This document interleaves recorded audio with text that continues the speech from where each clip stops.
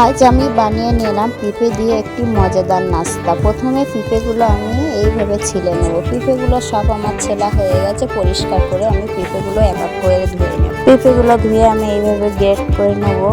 পেঁপেগুলো সব আমার এইভাবে গ্রেট করা হয়ে গেছে। পেঁপেগুলো সবটা আমি এইভাবে গ্রেট করে নিয়েছি। এরপরে উনুনের উপরে একটি কড়া বসিয়ে দেবো। কড়ার উপরে আমি পরিমাণ মতো চিনি আর একটু পানি দিয়ে দিলাম। চিনিটা ভালোভাবে ফুটে গেলে এর ভিতরে দিয়ে দেবো পেঁপেগুলো দিয়ে আমি ভালো করে চাড়াতে থাকবো। তার ভিতরে একটু দিয়ে দিলাম ফুড কালারটা দিয়ে আমি ভালো করে নাড়িয়ে দিয়ে দেবো গুঁড়া দুধটা দিয়ে ভালোভাবে আমি নাড়িয়ে চাড়িয়ে নেবো। আমার ভালোভাবে নাড়ানো হয়ে গেছে। এই পর্যায়ে নামিয়ে নিলাম। নিয়ে আমি হাতের তালুতে একটু ঘি লাগিয়ে এগুলো আমি ভালো করে নাড়ুর মতো করে পাকিয়ে নিয়ে গুঁড়ো দুধের ভিতরে কোট করে নিলাম। এক এক করে সবগুলো আমি এইভাবে কোট করে নেব। দেখুন কেমন লাগছে, দেখতে যতটা সুন্দর খেতে তার চেয়ে বেশি সুন্দর।